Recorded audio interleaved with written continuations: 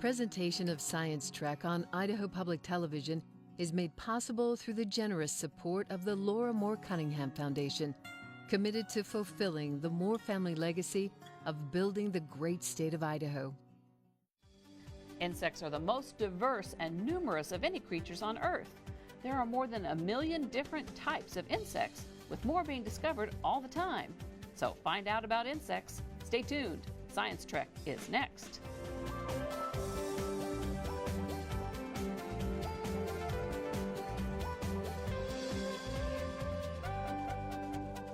Hi, I'm Joan Cartan Hansen, and welcome to Science Trek. And welcome to the Orma J. Smith Museum of Natural History here at the College of Idaho. Scientists are standing by to answer your questions about insects. And later on the show, we'll take a look at a very important and endangered insect, the bee. But right now, let's learn a little bit more about insects. Insects are invertebrates. That is, they don't have a backbone or an internal skeleton like we do. Instead, they have an exoskeleton, a hard skin forming a protective outer shell. As insects grow, they shed their old exoskeleton and grow a new, larger one. An insect's body has 3 parts: the head, the thorax or middle section, and the abdomen. Insects have 2 antennae and 6 legs. If it has more than 6 legs, it's probably not an insect. Adult insects often have wings, and they can be amazing flyers. Butterflies can flap their wings 4 to 12 times per second. Mosquito wings move up to 600 times per second. Insects have mouthparts designed to how they eat. Butterflies have mouthparts designed to collect nectar from flowers, while mosquitoes have mouthparts designed to stab into skin. Beetles, grasshoppers, and ants have strong jaws called mandibles. When we humans chew, we chew up and down. When these insects chew, they chew side to side. Insects breathe through tiny openings known as spiracles. Spiracles can often be found along the sides of an insect's abdomen. Insects use their antennae to detect scents, vibrations, and currents of air. They also use them to taste. Some insects have tiny taste buds on other parts of their bodies, including their feet. Insects also have compound eyes. Dragonflies have the largest eyes of any insect. Their eyes take up most of their head. And with those big eyes, dragonflies can see in front, back, and below, all at the same time. Insects go through one of 2 life cycles. About 10% start as an egg and then hatch into a nymph, or a sort of mini adult insect. As the nymph grows, it sheds its exoskeleton several times until it reaches adult size. This is called simple or incomplete metamorphosis. Most insects go through a complete metamorphosis. In this cycle, the baby caterpillar hatches out of an egg as a larva, a worm-like creature. When it's done eating and growing, the larva surrounds itself in a casing and is called a pupa. Later, the butterfly emerges from the pupa as a full-grown adult. Insects are great adapters. Some are camouflaged so they blend into the foliage. Others have extra colorings to make it look like eyes to scare off predators. Many insects are social and live in organized colonies, and you can find insects in every part of the world. Insects play a vital role in the world's ecosystems. They pollinate crops, provide food for a wide variety of animals. They give us silk, honey, medicines, or even just good to eat. Scientists have identified about 1 million different species of insects, and they're still finding many new ones. Etymology is the branch of science devoted to the study of insects. And by understanding insects, we can learn a whole lot more about our world.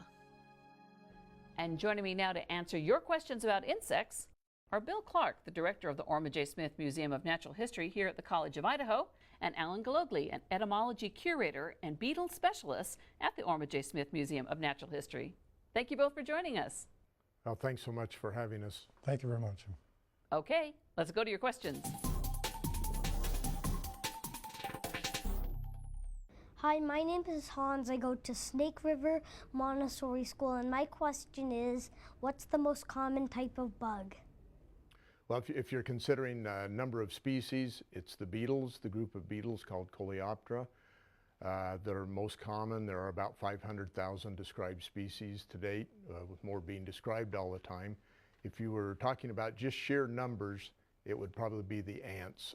There are about 12,000 species of ants, and many have huge nests, sometimes up in the millions or hundreds of millions of individuals. Hi, my name is Keziah. I go to Taylor's Crossing Public Charter School, and my question is, how big is the biggest bug in the world? That's a tough question to answer. First, we would have to decide how we measure big.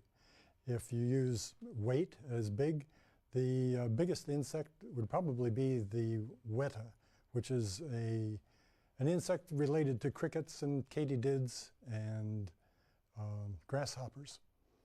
The weta can get up to 71 grams. Almost as big as that are some of the large beetles, like the elephant beetle and Goliath beetle. They may weigh just about as much as a weta, and the larvae of those beetles would be probably even heavier. If we measure by the longest insect, that would probably be a species of walking stick, and there's one species that gets up to about 33 centimeters long. Cooper would like to know, what is an exoskeleton? Well, the exoskeleton is kind of like the name sounds. It's the hard outer covering of the insect. It acts like the skeleton, serves the same purpose as our internal skeleton in humans. And the exoskeleton protects the insect, allows it to do its various functions. It's even waterproof. My name is Colin. I go to Cynthia Mann Elementary, and my question is do all insects fly? Not all insects can fly. Most adult insects have wings and can fly, but some of them have reduced wings, and those wings are not strong enough to actually lift the insect. There are others that have completely lost their wings. The only immature insect that we know of that can fly is the mayfly. The nymphs of mayflies live in water, and when the nymph molts, it molts into a subadult stage, which only lasts for a few minutes. The subadult flies to a rock or branch or something like that, and molts again into the full adult stage. Hi, my name is Jada, and I go to Cynthia Mann Elementary School. My question is, how long do insects live? Well, that's a bit of a variable. Most insects don't live over 1 year. Some insects, adult insects, for example, mayflies, may live only a few hours once they emerge from the immature stages. The 17-year cicada is a good example of a long-lived insect. The nymphs live in the ground for roughly 17 years. When the adult emerges, they may only live a few weeks following that. There are some beetle larvae that live in wood that may exceed 35 to 50 years in lifespan. And another kind of outlier are some African termite queens that might live up to 60 years. Ava asks, what does the thorax do on an insect? The thorax is the primary segment for operating the insect, like flying, walking, jumping, running. The legs and wings are attached to the thorax, and the muscles that run those appendages are attached to the inside of the exoskeleton. Curtis would like to know, what is chitin? The exoskeleton of insects is made of chitin. It can be very, very hard or soft and flexible. It's about as strong as the keratin that makes up the fingernails of humans. Hi, my name is Benjamin, and I go to Cynthia Mann Elementary School. And my question is it true that a cockroach can live up to 7 days without its head? Well, that's true, and in fact, a cockroach can actually live longer than that without its head. Obviously, it would not function in its normal state. It couldn't really do the normal things that the insect would do. but it can live because the blood would continue to circulate, and it can live off of fat deposits that it has stored, simply because by cutting off the head and removing the brain, the insect still has nervous tissue inside, which helps keep some of the basic body functions going.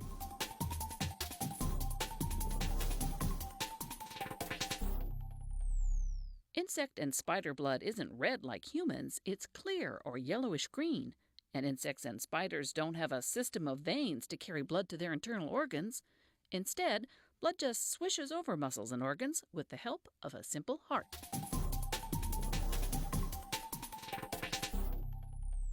Hi, my name is Adriana and I go to Cynthia Mann Elementary School. My question is, why aren't spiders a part of the insect family?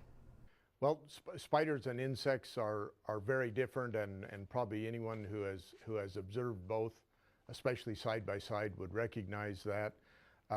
Spiders are essentially divided into two parts, a cephalothorax and an abdomen, while insects are divided into three parts, the head, thorax, and abdomen. Normally, insects will have 6 legs and spiders 8 legs. Of course, that's variable. But the body part separation is probably the main difference. Hi, my name is Christopher. I go to Sherman Elementary. My question is, why do mosquitoes suck blood? Only the female mosquitoes suck blood. The males have mouth parts, but they feed on sweet things like nectar or fruit juices. The females that do suck blood, you need that to nourish their eggs. Keegan asks, do all insects have 6 legs? The short answer to that is no. Not all insects have 6 legs. Some of them don't have any legs at all, especially larvae of many species of insects. There are some that have more than 6 legs, like some of the caterpillars. They can have up to 16 legs of several different types. They have the regular 6 legs on the thorax, but they have other appendages, other legs on the abdomen that act like legs, but they're not jointed like the thoracic legs. Hi, my name is Nora. I go to Snake River Montessori School. My question is, what's the smallest bug on the planet?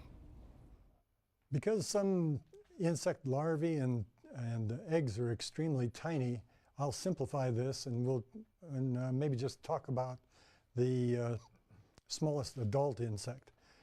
There's a group of parasitic wasps called fairy flies, and they're normally about 1/2 millimeter long, but there's one species that's far smaller than that. It's about 1/8 millimeter. Hi, my name is Courtney and I go to Cynthia Mann Elementary School. And my question is, what is the main thing that bugs eat other than plants and small bugs? Well, part of the plant world is wood, tree wood, and many insects do feed on tree wood. Some insects are very, very specialized and feed on fungi, different mushrooms. Some feed on spiders only, some feed on millipedes only. And then there are some insects that don't feed at all. Some insects, when they turn into adults, are only alive for a very short time for reproductive purposes, mate and die. Ryan asks, how do insects talk to each other? Well, insects communicate in a variety of ways. One of the main methods is probably through chemical or the use of pheromones, chemicals that insects release and other insects detect. There's alarm, feeding, all different sorts of pheromones. Other ways that insects communicate are by touching, by sound, vibrations. Some insects in the Orthoptera group, for example, katydids and crickets, those sorts of things stridulate, kind of like a washboard noise that they make with their legs and their abdomen. It's probably one of their main methods of communication. Hi, my name is Luke. I go to Hunter Elementary. My question is, how do insects crawl on walls? Well, most insects at the end of their legs have very tiny claws.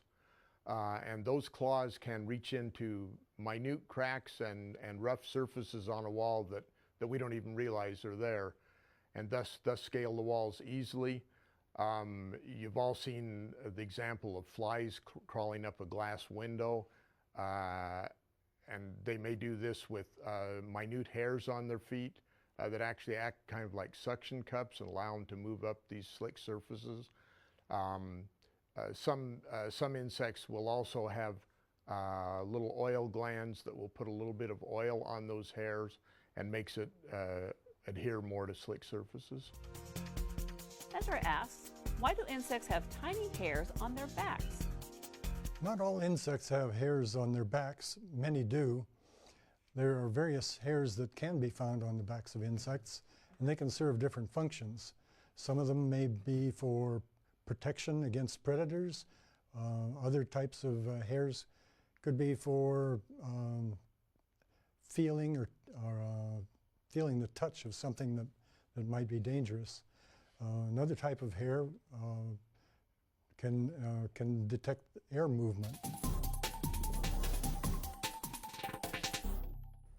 Bees are among the most important insects to humans because bees play a crucial role in our food supply.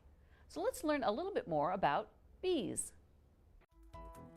A bee is an insect, and all insects have three main body parts: a head, a thorax, and an abdomen.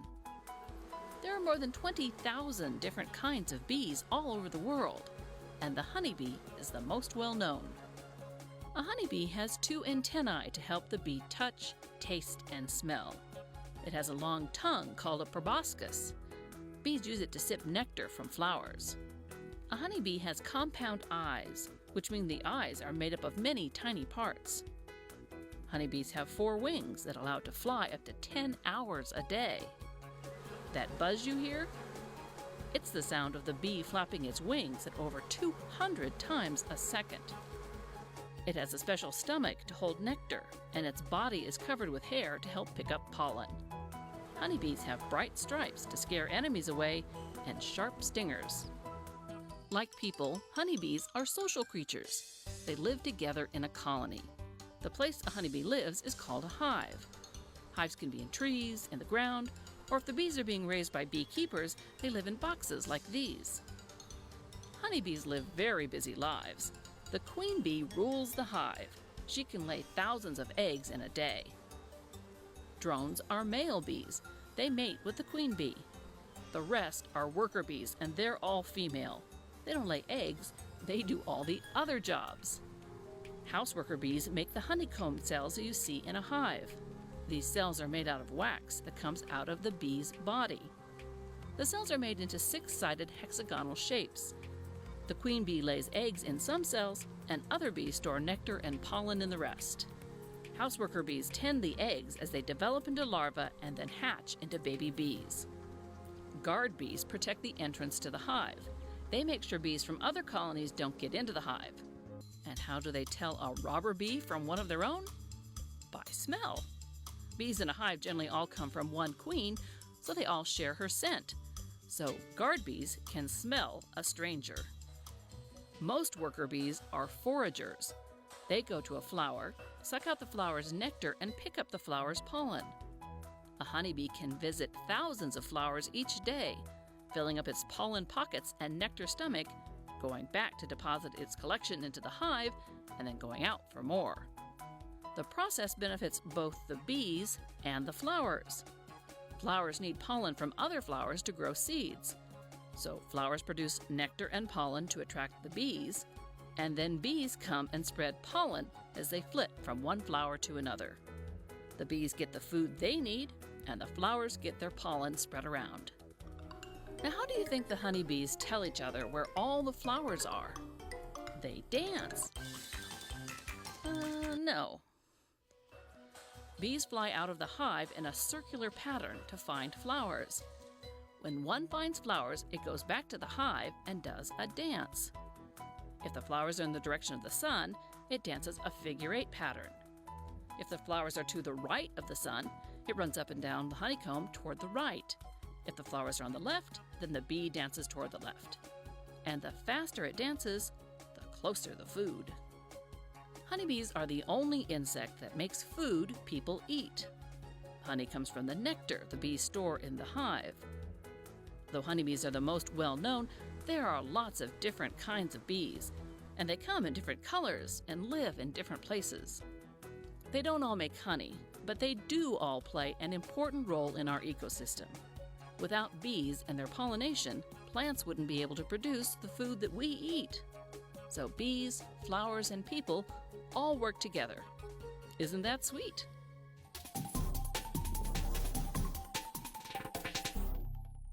Hi, my name is Isaiah, and I go to Cynthia Mann Elementary. And my question is, how did insects get their color? Insect colors have evolved for a number of different reasons. Some of those could be camouflage, some bright colors to warn predators away. Others might be very distinctive patterns so that they can recognize others of the same species. The colors are produced in a couple of different ways. One is like a pigment, which would be in the exoskeleton. It'd be kind of like paint. Another way is structural. The structural colors come from many fine layers of chitin that reflect and refract light differently, producing spectacular colors like the feathers on peacocks. Hi, my name is McKenna, and my question is, what's the world's most poisonous insect? Well, that's kind of an interesting question. Poisonous to us refers more to something that would be poisonous to eat or poisonous to the skin. We're assuming that the person asking the question maybe really refers to venomous, and lots of insects do have venoms. Hymenoptera, the bees, ants, and wasps especially have venoms. Probably the most potent of those may be one of the harvester ants in Arizona. One sting from one of those ants could potentially put a person in the hospital. Elijah asks, what are insect wings made of? The exoskeleton of an insect is made of chitin. The wings are formed of a very thin layer of chitin, and that's held rigid by veins. If you look at the wings of a bee or a dragonfly or some butterflies, you can very clearly see the veins that hold the wing up. Bill, why did you want to be an entomologist? Well, it seems that every child, and we'll see if you guys agree, has what they call a bug stage. And some of us never outgrew it. For myself, I guess it's the diversity. I'm involved in some biodiversity projects in Baja California and in Big Bend National Park. And each day you go out, you find something different. And that's pretty hard to do in some fields of study. Alan, if someone is interested in studying insects when they grow up, what should they study in school? To become a professional entomologist, you should probably study math and science and physics and the courses that you would need in high school in order to get to a college that has a good program in entomology. However, many of our really, really good entomologists do it as a hobby. And some of those people never had a college class in entomology, and they got to be expert entomologists just by being very observant and very careful in recording their observations and very persistent. Hello, my name is Jalen. I go to White Pine Charter School, and my question is, how do bugs survive in the winter?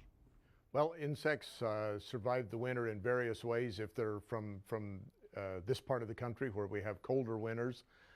Some simply by avoiding it, like the monarch butterfly may fly south where it's warmer for the winter and then fly back north after the winter.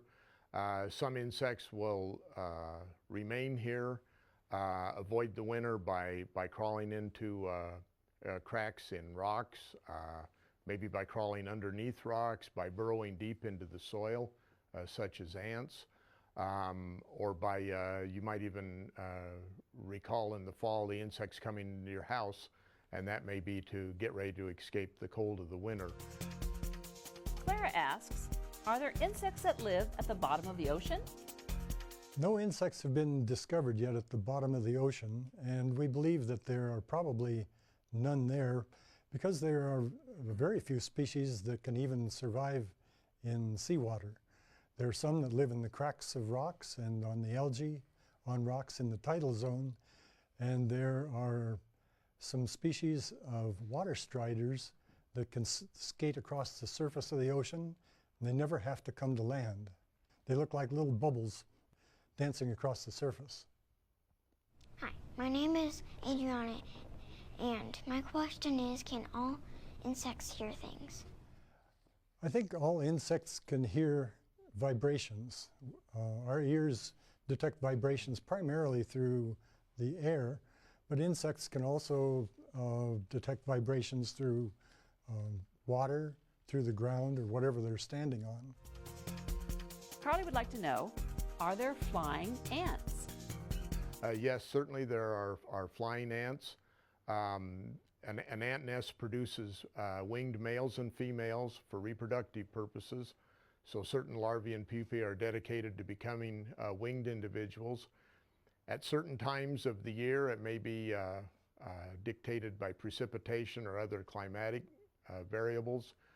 The winged insects will fly out of the nest, meet with other insects from the same species, usually at high locations, and mate.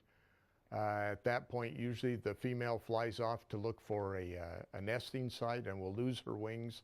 The male usually will die shortly thereafter. I'm sorry we've run out of time. My thanks to Bill and Alan for answering students' questions today. Well, thanks so much for having us on your program.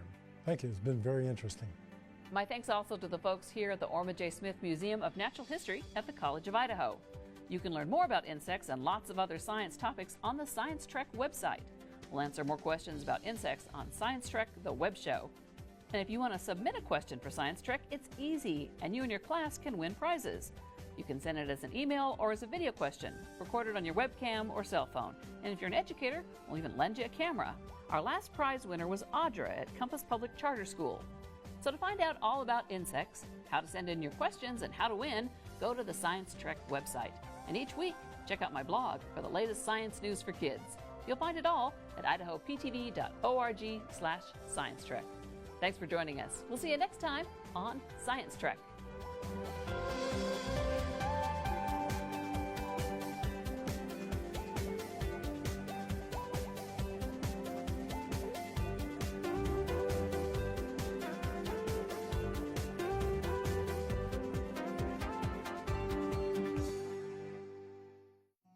Presentation of Science Trek on Idaho Public Television is made possible through the generous support of the Laura Moore Cunningham Foundation, committed to fulfilling the Moore family legacy of building the great state of Idaho.